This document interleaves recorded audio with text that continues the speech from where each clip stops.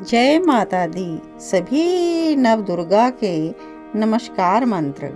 ओम कुमार्याय नमः, ओम त्रिमूर्तये नमः, ओम कल्याणाय नमः, ओम रोहिणे नमः, ओम कालिकाय नमः, ओम चंडिकाय नमः, ओम शांभवे नमः, ओम दुर्गाय नमः, ओम सुभद्राय नमः। सभी भक्तों का स्वागत है कृष्णा डिवोशन चैनल पर। और आप सभी भक्ति चैनल पर माता जगदम्बा दुर्गा पराशक्ति की अमृत पावन कथा श्रवण कर रहे हैं, और वो भी पावन नवरात्रि के उत्सव में। महारानी आप सभी की मनोकामनाएं पूर्ण करे और सभी को दुख दरिद्रता से दूर रखे और सबके घर में सुख समृद्धि का वास करवाए। तो आइए आज की कथा हम 10वां अध्याय शुंभ का वध नामक अध्याय पठन करेंगे। तो आप सभी महारानी का ध्यान करते हुए अपनी मनोकामनाओं को मन में रखते हुए, और जिनको केवल भक्ति की अभिलाषा है वो देवी से भक्ति का वरदान प्रदान करने के लिए अपने मन से उनको ज़रूर कहें, ताकि देवी आप सबकी मनोकामनाएं पूर्ण करे। तो आइए आज का पाठ श्रवण करते हैं। ओम श्री दुर्गाए नमः। तो हमने पिछले भाग तक श्रवण किया था कि किस प्रकार देवी के द्वारा रक्त बीज का वध किया गया। तो आज इसके आगे की कथा हम प्रारंभ करते हैं। 9वां अध्याय निशुंभ वध। और मार्कंडेय ऋषि कहते हैं कि संग्राम में रक्त बीज तथा अन्य दैत्यों के मारे जाने पर शुंभ और निशुंभ के क्रोध का पारावार न रहा। अपनी विशाल सेना को इस प्रकार मारी जाती देखकर निशुंभ क्रोध में भरकर देवी की ओर दौड़ा। उसके साथ असुरों की प्रधान सेना थी। उसके आगे पीछे तथा पीछे बड़े बड़े असुर थे, जो क्रोध से होंठ चबाते हुए देवी को मार डालने के लिए आ रहे थे। महाबली शुंभ भी अपनी सेना के साथ मातृगणों से युद्ध करता हुआ क्रोधवश चंडिका को मारने के लिए आ पहुंचा। तब देवी का और शुंभ निशुंभ का घोर संग्राम छिड़ गया। वे दोनों मेघों की भांति बाणों की भीषण वर्षा कर रहे थे। दोनों के चलाए बाणों को चंडिका ने अपने बाणों से तुरंत काट डाला और शस्त्रों की वर्षा करके दैत्यपतियों के अंगों में भी चोट लगाई। निशुंभ ने तीक्ष्ण तलवार और चमकती हुई ढाल लेकर देवी की श्रेष्ठ संवारी सिंह के माथे पर प्रहार किया।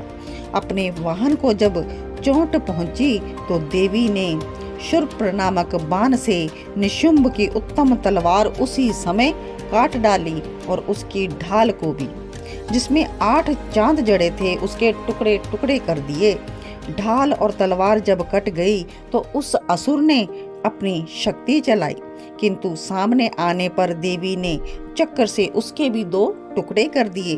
अब तो निशुंभ क्रोध से जल उठा और दानव ने देवी को मारने के लिए शूल उठाया, किंतु देवी ने समीप आने पर उसे भी मुक्के से चूर्ण कर दिया। अब उस दानव ने गदा उठाकर प्रहार किया, पर देवी ने त्रिशूल से काटकर उसको भी भस्म कर दिया। निशुंभ को फरसा हाथ में लेकर तब जब देवी ने आते अपनी ओर देखा तो बाणों से आहत कर देवी ने उसे धरती पर सुला दिया। उस भयंकर पराक्रमी भाई निशुंभ के धराशायी हो जाने पर शुंभ क्रोधित हो गया और अंबिका का वध करने के लिए वो आगे बढ़ा। रथ पर बैठे ही उत्तम अस्त्रों से शोभामान अपनी बड़ी बड़ी 8 अनुपम भुजाओं से समूचे आकाश को ढककर वह अद्भुत शोभा पाने लगा। उसे आते देख देवी ने शंख बजाया, धनुष की डोरी का भी अत्यंत दुस्सह शब्द किया। साथ ही अपने घंटे के शब्द, जो समस्त सैनिकों के तेज को नष्ट करने वाले थे, उससे संपूर्ण दिशाओं को गुंजा दिया। देवी का सिंह अपनी दहाड़ मारकर बड़े बड़े गजराजों का महान मद दूर कर देता था। आकाश, पृथ्वी और 10 दिशाओं को गुंजा दिया। फिर काली ने आकाश में उछलकर अपने दोनों हाथों से पृथ्वी पर चोट की। इतना भयंकर शब्द हुआ जिससे पहले के सभी शब्द मंद पड़ गए। अब शिवदूती ने दैत्यों के लिए बहुत जोर से अमंगलजनक अट्टहास किया। इन शब्दों को सुनकर सभी असुर थर्रा उठे, लेकिन शुंभ तो बड़ा क्रोध से भरा हुआ था। उस समय देवी ने शुंभ को लक्ष्य करके कहा, ओ दुरात्मन, खड़ा रह। तभी आकाश में खड़े देवता बोल उठे, जय हो, जय हो। शुंभ ने वहां आकर ज्वालाओं से युक्त अत्यंत भयानक शक्ति चलाई। अग्नि में पर्वत के समान आती हुई उस शक्ति को देवी ने बड़ी भारी उल्का से दूर हटा दिया। शुंभ के चलाए हुए बाणों को देवी ने और देवी के चलाए हुए बाणों को शुंभ ने अपने भयंकर बाणों द्वारा सैकड़ों हजारों खंड कर दिया। तब क्रोध में भरी हुई चंडिका ने शुंभ पर शूल से प्रहार किया, जिससे वो मूर्छित होकर पृथ्वी पर गिर पड़ा। इतने में निशुंभ को चेतना हुई और उसने धनुष हाथ में लेकर बाणों द्वारा देवी, काली और सिंह को घायल कर डाला। फिर उस दैत्यराज ने 10,000 बाहें बनाकर चक्रों से प्रहार से चंडिका को आच्छादित कर दिया। तब दुर्गम पीड़ा का नाश करने वाली भगवती दुर्गा ने कुपित होकर बाणों से उन चक्रों बाणों को काट गिराया।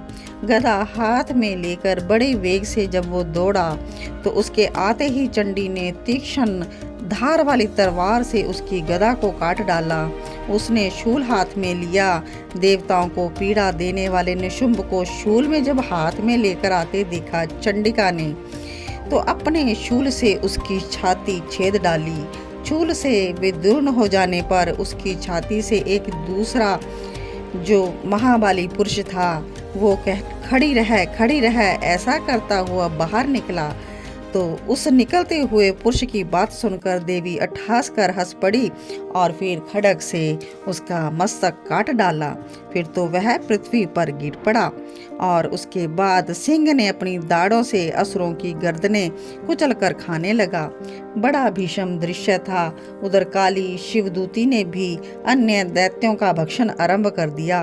कुमारी की शक्ति से विदीर्ण होकर कितने ही महादैत्य नष्ट हो गए। ब्रह्मानी के मंत्रपूत जल से निस्तेज होकर कितने ही भाग खड़े हुए। तो वैष्णवी ने भी अपने चक्र से दानवों के टुकड़े कर डाले। तो इस प्रकार से महायुद्ध से बहुत से असुर भाग गए और कितने ही काली शिवदूती तथा सिंह के ग्रास बन गए।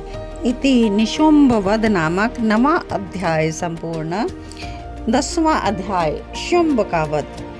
तो अपने प्राणों से प्यारे भाई निशुंभ को मारा देख जब सारी सेना का सहार होता जाना तो दुष्ट शुंभ क्या कहता है, दुष्ट दुर्गे यह ललकार कर देवी को कह रहा है कि तू बल के बद में आकर झूठ मूठ का घमंड ना दिखा। तू बड़ी अभिमानी बनी हुई है, लेकिन दूसरी स्त्रियों का सहारा लेकर लड़ती है। देवी दुर्गा कहती, ओ दुष्ट, मैं अकेली ही हूँ, इस संसार में मेरे सिवा दूसरी कौन है? यह सब तो मेरी विभूतियाँ हैं, इसलिए मुझ में ही प्रवेश कर रही हैं। और इसके बाद ब्रह्मानी आदि समस्त देविकाएं जो पहले प्रकट हुई थी, इंद्राणी, ब्रह्माणी, तो वो सभी देवी के शरीर में समा गई और अंबिका देवी ही शेष रह गई। देवी बोली, मैं अपनी विभूति से अनेक रूपों में उपस्थित हुई थी, अब उन रूपों को मैंने समेट लिया है, अब अकेली ही तुमसे युद्ध करूंगी। तदंतर देवी और शुंभ दोनों में सब देवताओं तथा दानवों के देखते ही देखते संग्राम छिड़ गया। बाणों की बौछार, शस्त्रों के शस्त्र आपस में टकराने लगे। युद्ध बड़ा ही भयानक होने लगा। अंबिका देवी ने सैकड़ों दिव्य अस्त्र छोड़े। दैत्यराज शुंभ ने उनके प्रतिकारक और भी अस्त्र से उनको काट डाला। इस प्रकार शुंभ ने दिव्य अस्त्र चलाए उन्हें परमेश्वरी ने भयंकर हुंकार शब्द के उच्चारण मात्र से खेल ही खेल में विदीर्ण कर दिया, विनष्ट कर दिया। दैत्य ने सैकड़ों बाण से देवी को ढक दिया। अब इस क्रोध में भरकर देवी ने भी बाण फेंककर उसका धनुष ही काट डाला। असुरों के स्वामी शुंभ ने 100 चांद वाली चमकती हुई ढाल और तलवार हाथ में लेकर आक्रमण किया। उसके आते ही चंडिका ने भी अपने धनुष से छोड़े हुए पैने बाणों द्वारा उसकी सूर्य किरणों के समान प्रकाशमान ढाल और तलवार को तुरंत काट दिया। दैत्य के घोड़े सारथी सभी मारे गए। धनुष तो पहले ही कट चुका था। उसने अंबिका को मारने के लिए जैसे ही भयंकर मुदगर हाथ में लिया, उसे आते देख देवी ने अपने पैने बाणों से उस मुदगर को भी काट डाला। तो उस असुरेश्वर ने देवी की छाती में जब मुक्का मारा, तब देवी ने भी उसकी छाती में एक मुष्ट का प्रहार किया। देवी का थप्पड़ खाकर दैत्यराज शुंभ पृथ्वी पर गिर पड़ा, लेकिन वो तो जल्दी से फिर उठ खड़ा हुआ और उछलकर देवी को ऊपर ले जाकर आकाश में खड़ा हो गया। तब चंडिका आकाश में बिना किसी आधार के ही शुंभ के साथ युद्ध करने लगी। उस समय दैत्य और चंडिका आकाश में एक दूसरे से लड़ने लगे। वह युद्ध सिद्धों मुनियों सबको आश्चर्य में डालने वाला। फिर अंबिका ने शुंभ के साथ बहुत देर तक युद्ध करने के पश्चात उसे उठाया और पृथ्वी पर पटक दिया। पटके जाने पर वह दुरात्मा असुर पुनः चंडिका को मारने के लिए वेग से दौड़ा और समस्त दैत्यों के साथ राजा शुंभ को अपनी ओर आते देख देवी ने शूल से उसकी छाती छेदकर उसे पृथ्वी पर गिरा दिया। देवी के शूल की धार से घायल होने के कारण उसके प्राण पखेरु उड़ गए और वह समुद्र द्वीपों पर्वतों सहित पृथ्वी को कंपाता हुआ भूमि पर गिर पड़ा। उस दुरात्मा के मारे जाने पर सारा जगत प्रसन्न हो गया। आकाश स्वच्छ दिखाई देने लगा। सब तरफ शांति हो गई। दैत्य के मारे जाने पर नदियां मार्ग ठीक से बहने लगे। शुंभ की मृत्यु के बाद संपूर्ण देवताओं का हृदय भी आह्लाद से भर गया और सभी गीत गाने लगे, गंधर्व बाजे बजाने लगे, अप्सराएं नृत्य करने लगी, पवित्र सुगंधित वायु बहने लगी, सूर्य की कांति उत्तम हो गई और यज्ञशालाओं की जो बुझी हुई अग्नि थी वो भी अपने आप प्रज्वलित हो उठी और संपूर्ण दिशाओं के भयंकर शब्द शांत हो गए। इति शुंभवध नामक 10वां अध्याय संपूर्ण। जय माता दी दुर्गा अम्बा पराशक्ति आदि शक्ति भवानी की जय हो। मातेश्वरी की जय हो। माहेश्वरी, क्रेश्वरी, सुरेश्वरी, प्राण शब्देश्वरी की जय हो।